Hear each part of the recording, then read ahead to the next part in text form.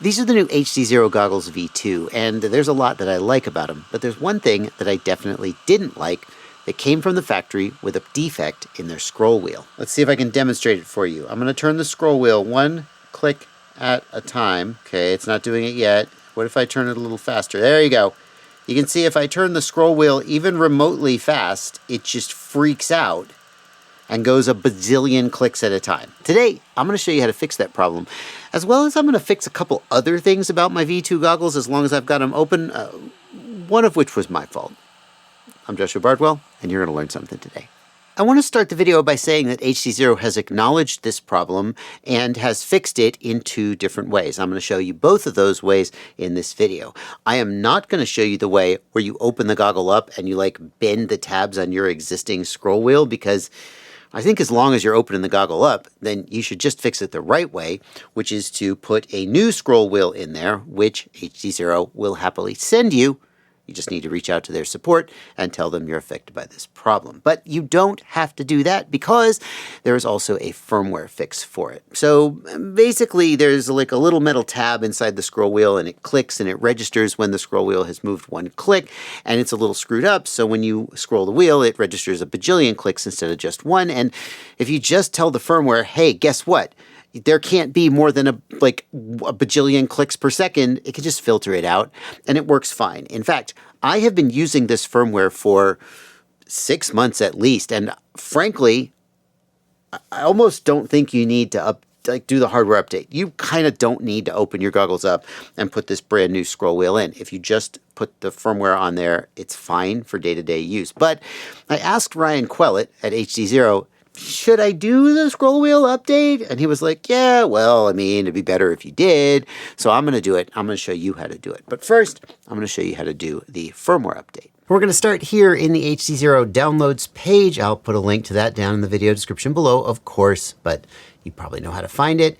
We're going to scroll down to Goggle/Box Pro firmware, and this firmware version here, Goggle 2 Rev 20250715, is the version that fixes this problem. But before you charge blithely ahead and go update your goggles exactly like you always did, you need to be aware that if you do the normal firmware update process, where you put the card in the goggles and in the menu you go to update firmware, it will not fix this problem.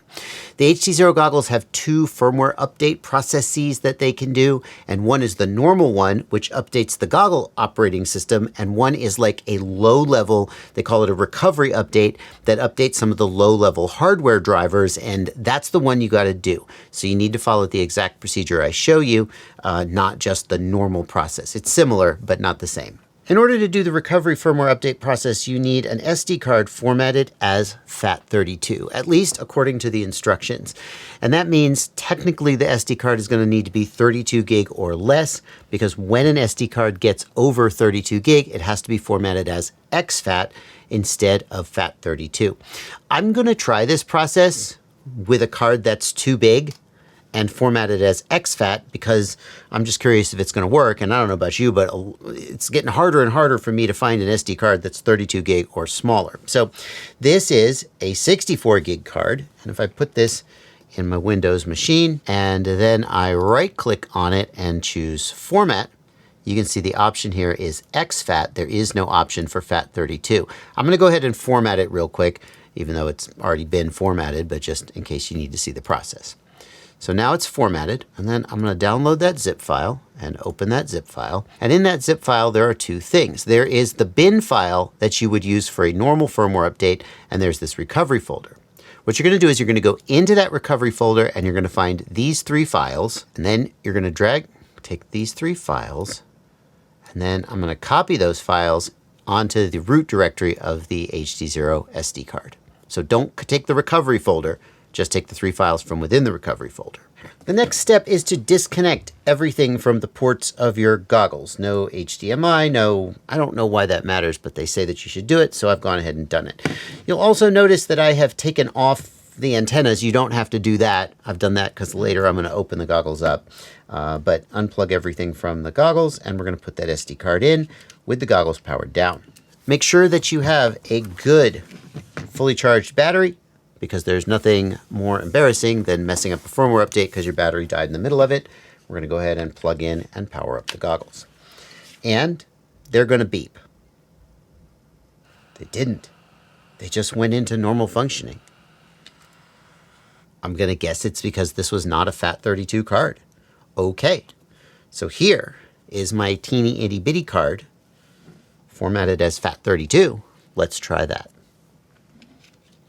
Lesson learned. Card inserted, powering up. There we go. And I'm going to start a timer because we're going to wait for 5 minutes, 5 full minutes. You don't want to interrupt this process before it completes. You're going to listen for another beep, which will indicate that the process is almost but not quite done. There it was. There was a second beep. It was at about 2 minutes and 20 seconds or so. After the second beep happens, the next thing that should happen is that the goggles should reboot and power up normally. Oh, you can hear the fans are doing their little rebooty thing. Let's see what happens. The instructions say to wait until the goggles have completely rebooted. In my experience, sometimes they don't reboot. They just kind of sit there on this screen. And what I've done is wait for like 10 minutes and then power cycle them, and it's always been fine. So I'm going to keep the clock running, and let's see what happens. There's another beep. That was at about 4 minutes. And up. And they have booted up normally. And then the last thing you can do if you're a little unsure is you can put the SD card back into your computer, and those files should be gone. And sure enough, they're gone. We have just the normal folders that you expect to see from the goggle. I'm very confused right now. You can see here I am on firmware 951, and I did the emergency update and everything, and yet, hold on, if I just back out here, the problem is still happening. Like I'm getting double clicks, and sometimes there you see it rolled the wrong direction. Yeah, it's still happening. Is it better? It might be better. I'm really confused because I've been running a firmware that completely fixed the issue for, like I said, at least 6 months. I don't really understand what's going on here. Maybe it was like some third-party firmware that, I don't know. I really don't know. I guess I got to get in there and fix the scroll wheel with hardware. But why? The next thing we're going to do is take the goggles apart and try to replace the jog wheel. And I actually discourage you from doing this. Number one, the firmware, it fixed the problem for me. I don't know why just right this minute while I'm making this video, I flashed the goggles back to the old version, recreated the problem, then flashed them forward, and it didn't seem to fix the problem. But I have 2 sets of goggles. I flashed the firmware and it fixed it. And I've been using them for at least 6 months, maybe a year, and everything has been fine. So flash the firmware. If that fixes the problem, just be happy. If that doesn't fix the problem for you, you do not have to do this repair yourself. You can contact HDZero support. You will have to mail the goggles off to them. They will fix them for you, and then they'll send them back. And if you're at the least bit hesitant about taking your goggles apart, that is totally what you should do, because, like, it's Joshua from the future. You can break your goggles, and if you break them, that's going to be on you, not on HDZero. So only watch the rest of the video if you want to see me break my goggles. And if you want to see what would be involved if you did decide to install this, the jog wheel yourself. Open the goggles. 1 screw. 2 screws. And faceplate comes off. Every time I do that, I think I'm going to break something. So far, I haven't. Are there more screws? Is that it? It's been a little while since I did this. Oh, it's coming apart. Oh, we're breaking the warranty. If I really cared, I would find a way to... Oh yeah, just peel that sticker off carefully without tearing it. I've seen enough lock-picking lawyer to know that it's totally doable. These tamper stickers are hardly foolproof. But I'm willing to avoid my warranty. Oh, I found the other screw. Yeah, I knew there was a 3rd screw. There we go. There we go. Poppity pop. Oh. Aha! Very satisfying and very carefully, we're going to separate these because there's ribbon cables and stuff on the inside. Very carefully. Hey there, guys. It's Joshua from the future. I'm going to give you an overview of the process that I have learned as I muddled through the whole thing. And I'm going to give you a recommendation as to how you don't break your goggle like I think I broke mine. So far, I haven't. And then I'm going to let you watch me muddle through it, edited down for entertainment value and like any fine nuances. The first thing you should do is I am going to tell you that after finishing this and putting it all back together, my right side screen doesn't turn on. I have to guess that I damaged the ribbon cable somehow. So either be way more careful than I was or take out these screws and don't lose them. Don't lose them. Take off this crossbar and pop the ribbon cable off. The downside of that potentially is that there's some risk of damaging the little micro connectors if you're not very, very careful. So like, I guess you have to decide. But while I was like manhandling these things trying to figure out how to get them apart, I did in fact cause the right side screen to stop working in some way or another. So that sucks. I will be most likely sending these off to HDZero to repair them for me, because clearly I can't be trusted. There's more to this situation than you realize. I also screwed up my HDMI port by yanking a cable accidentally, and so it's loose as well. I'm going to go ahead and replace this board right here, and I can't tell you how thrilled I am because I reached out to HDZero and I said, hey, I damaged my HDMI port. Is that the kind of thing where I can just replace a daughter board, or is that the kind of thing where I basically borked the whole goggles and you have to like solder a new port on? And they were like, no, this board cost me, well, I'm not going to tell you what it cost me because I don't know if that was preferential pricing because I'm a YouTuber or if it's the same pricing you would get, but it was very reasonable price, especially compared to the price of the whole goggles. I didn't hesitate at all to pay it. And so while I'm in here, I'm going to pull this board as well. The board we need to replace the scroll wheel is right here. And you can see it's covered by this two-board assembly. And in fact, down here you can see it also plugs into it. So we have to get that two-board assembly out. And it's pretty fiddly. Like it seems like it lifts straight out. We do have a connector here, and a connector here, so like it's kind of just got to come straight up out, but this SMA connector here prevents that. So the first thing you need to do is you need to remove the nut on this SMA, otherwise it won't come out. I've already done that. I see, there's a nut there. I didn't realize there's not a nut on the front facing ones. There's a nut on the top facing ones. It's like something's holding it. Oh! Easy peasy, came right loose. Ha, ha. If it's stuck, something's holding it. Don't just keep wrenching.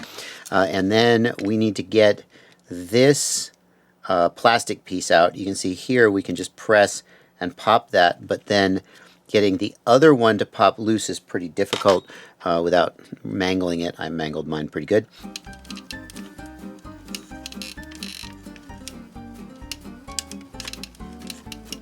I have to lift this and pull out, and I can't seem to do that. That's exactly how they do it at the HDZero factory too. Just like that. The easiest thing I think I found to do is to take a bent tweezers and just kind of try to come underneath this tab and lift the tab, and then while lifting it, and it just comes straight out. Hopefully you won't mangle yours. Once that is done, then I found it a little bit useful to apply a little bit of upward pressure on this SMA. Let me see if I can do it one more time. I mean, I did it once, right? I like to start from this end and try to get this started, and then give it a little wiggle here, and then there we go, just like that. Boom, right?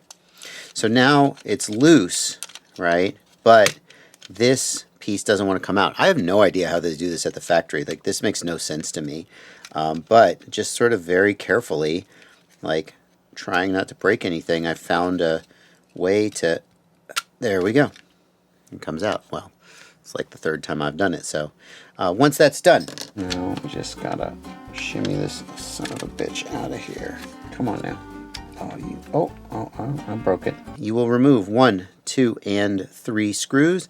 This circuit board will come out. It is a little bit covered by this main board here, but you don't have to remove the main board. Just apply a little bit of pressure here, and this whole thing will pop up, and it'll kind of lever out. There we go. Yeah, that's right. There we go. The other one will go in, and everything will go back together. Here's the good one.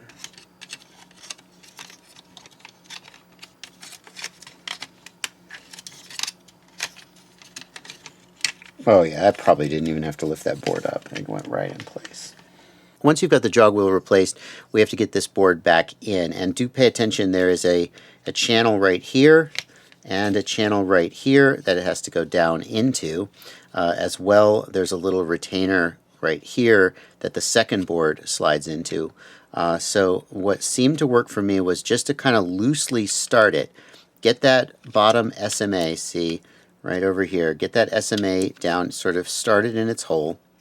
Don't worry too much about the rest of the alignment. It's just going to be loose. And then try to get this SMA past this little bit here while keeping everything loose. If you try to get everything lined up here and here, then this SMA won't go in. Right, so in order for that SMA to sort of start to fit down through the hole, the rest of it is all kind of like misaligned, but you can kind of get that SMA started in the hole.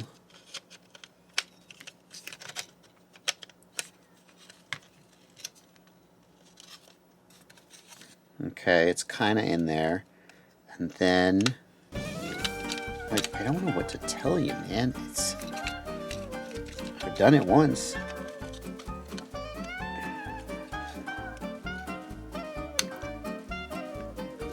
So here the mistake that I've made is that I have separated these two boards.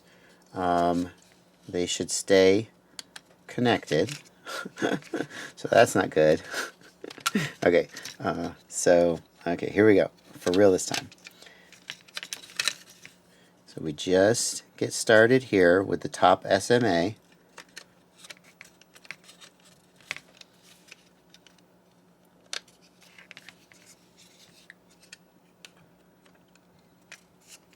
And then we just pop that like that. Now see, it's kind of loose, and now I can finalize the alignment. Get this lined up, get these two pins here, there we go, and careful with this connector here, there we go, there we go, there we go, and she's in, and we'll make sure these two boards are also plugged in. Okay, whew, and then putting it back together should be relatively straightforward of just unwinding the things you did to take it apart. Probably be smart at this point to plug the goggles in and see if they work before we finish reassembling. All I have left to do is get these goggles ready to send them off for service. Thank you for watching. If you value the kind of content you saw here today, whether I helped you solve the problem with your goggles or whether you just like watching me suffer as I break my stuff in order to entertain you, I'd love to have you join my Patreon. You know, this video is probably not going to be what puts you over the edge, right? But maybe this video just nudges you that much closer to the edge so that when I actually solve a real problem for you later, that you'll join up. So link in the video description below. It means a lot. And it means that I can keep doing dumb shit like this and breaking my shit and knowing that if I have to, I will... These are expensive goggles. I'm not even going to say, oh, I could just buy more because my patrons support me so much. This is I hope these come back and it's not too expensive to fix them. I'll see you in the next one. So far, I haven't.